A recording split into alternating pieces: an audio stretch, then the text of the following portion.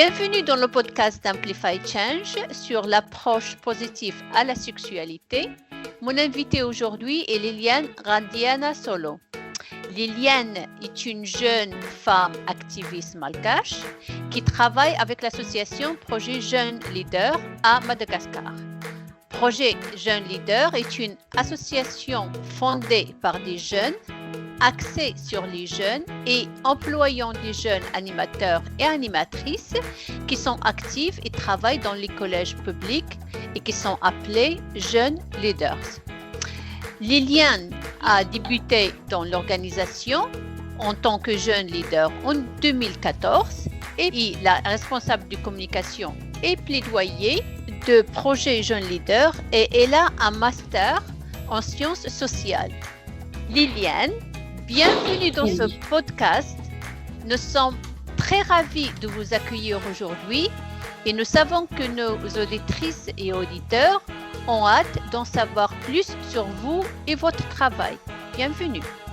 Oui, merci beaucoup Rekia et merci aussi d'avoir invité Projet Jeunes Leaders à ce podcast et nous sommes ravis de discuter un peu avec vous et de véhiculer à nos auditeurs et auditrices quelques principes et quelques idées de Projet Jeunes Leaders. Super, merci. Pour commencer, le titre de ce podcast est l'approche positive à la sexualité. C'est peut-être un terme que certaines personnes n'ont jamais entendu et qu'elles connaissent sous une terminologie différente. Que signifie pour vous et pour le projet Jeunes Leaders l'approche positive à la sexualité? Oui, donc comme vous avez dit, Projet Jeunes Leaders dirige un programme d'éducation complète à la sexualité en milieu scolaire, c'est-à-dire auprès des collégiens à Madagascar. Nous estimons que l'éducation complète à la sexualité doit prendre une approche positive. Pour nous, cela veut dire dispenser des cours sur la santé sexuelle et la puberté de manière ludique, participative et créative. Autrement dit, les élèves apprennent en s'amusant et pour nous, adopter une approche positive de la sexualité veut dire aussi créer un espace de dialogue ouvert, sans jugement, entre nos animateurs et les élèves, afin que chaque élève se sente à l'aise de parler et d'échanger pendant les cours, aussi de partager leurs problèmes, poser des questions, et cela sans gêne ou peur du jugement ou peur d'être jugé par leurs collègues ou par les animateurs. Fascinant. Liliane, pourquoi est-ce que l'approche positive à la sexualité est importante? Pour nous, quand on travaille dans les collèges, on fait face à des bénéficiaires adolescents. L'adolescence, c'est commencer une période bouleversante et c'est le moment de tous les dangers, la grossesse précoce, des rapports sexuels non protégés. Beaucoup de messages qui circulent sont axés sur les risques et les dangers, c'est-à-dire le négatif. Donc, au Projet Jeunes Leaders, on estime qu'on n'est pas là pour faire la morale aux jeunes. On veut plutôt donner des outils et des connaissances pour leur permettre eux-mêmes d'évaluer les risques, de prendre des décisions saines, responsables et informées. Donc, c'est pour cette raison que notre curriculum de 27 thèmes aborde une gamme passant des droits des enfants, de leur corps, de l'égalité entre filles et garçons, la communication assertive, la confiance en soi aussi, la définition d'une relation saine et les astuces pour parler avec les amis et les parents. En adoptant cet angle positif de la sexualité, les adolescents se sentent plus confiants pour poser des questions et parler de leurs problèmes. Très intéressant. Liliane, comment le projet Jeunes Leaders travaille avec les jeunes bénéficiaires sur le terrain et pour les aider à avoir une approche positive à la sexualité dans leur vie privée? Actuellement, nous travaillons dans 45 collèges publics à Madagascar, situés sur 3 différentes régions et la majorité de ces collèges partenaires se trouvent en zone rurale. Que dans chaque collège partenaire, nous plaçons un animateur éducateur et cette fille ou garçon il est recruté ou elle est recrutée, formée, payée et suivie par nous directement. Donc, l'animateur éducateur travaille à temps plein dans son collège assigné et reste dans le même collège tout au long de l'année scolaire. Donc, la personne enseigne des cours suivant notre curriculum. Ah, d'accord. Et comment ça fonctionne exactement? Et ces cours sont intégrés dans l'emploi du temps. Et en même temps, ils jouent un rôle de conseiller pour les élèves qui peuvent à tout moment venir discuter d'un problème ou poser des questions personnelles. Donc, notre approche permet aux animateurs éducateurs et aux élèves de développer des relations proches et des relations de confiance. Les animateurs éducateurs sont en contact permanent avec les adolescents. Donc, ils peuvent ouvrir la conversation avec eux, les accompagner au quotidien. Et nous considérons que cette approche est indispensable pour aider les adolescents à avoir une approche positive de la sexualité dans leur vie personnelle. Et donc, vous faites de l'accompagnement et vous établissez un dialogue entre les différentes parties, les jeunes et les éducateurs, les animateurs, pour avoir une discussion franche et basée sur des données plutôt que des mythes pour éduquer les jeunes. C'est bien ça? Oui, oui, exactement.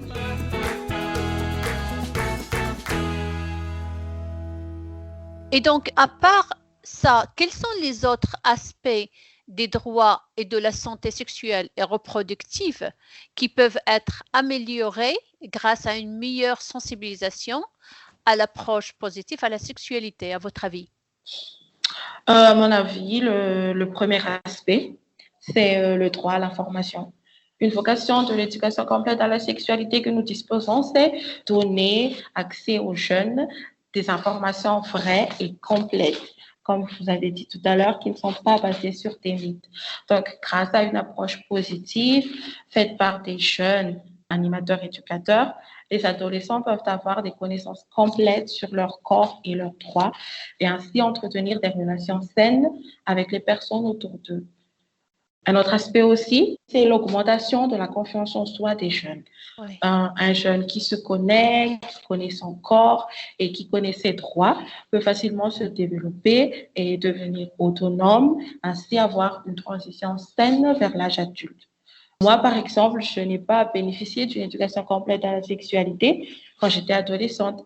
Et quand j'ai commencé ma formation en tant que jeune leader, j'ai découvert un autre aspect de la sexualité et de l'approche positive à la sexualité. J'étais agréablement étonnée de comprendre que les changements durant la puberté, non seulement d'un aspect scientifique, mais aussi de manière plus vaste, en analysant les relations saines, la bonne communication et l'estime de soi.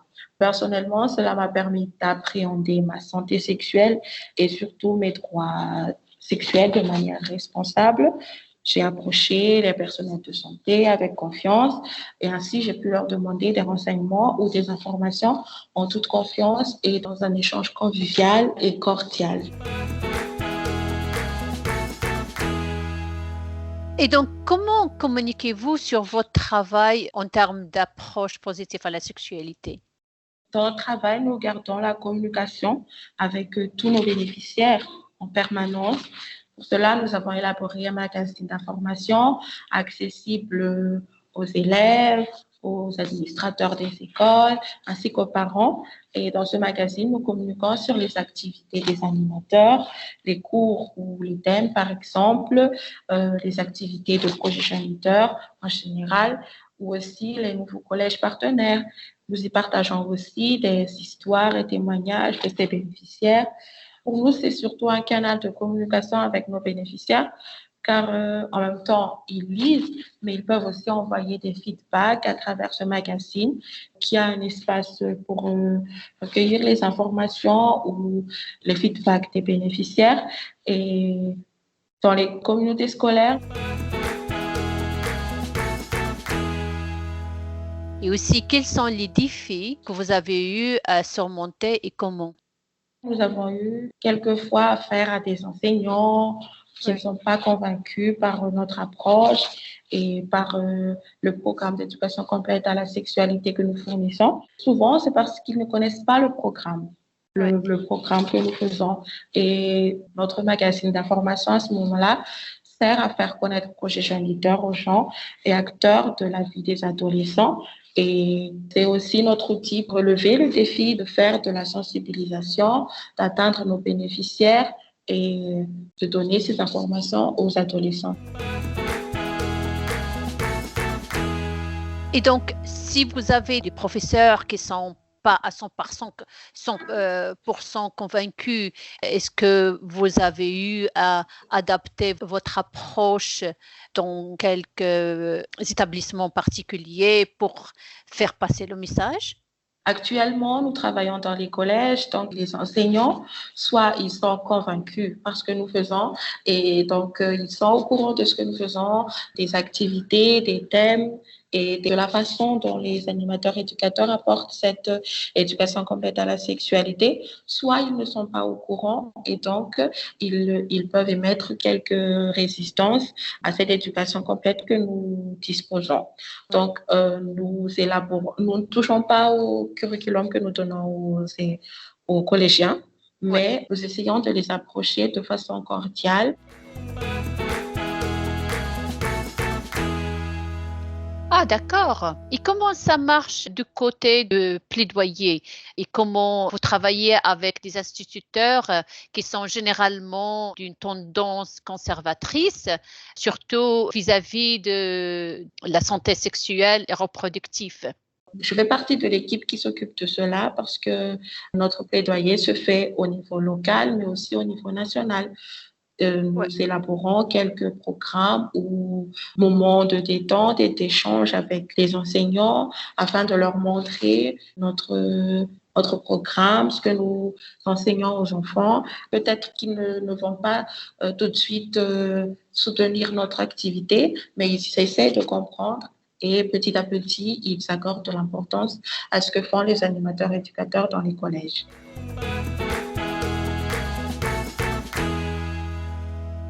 C'est très fascinant.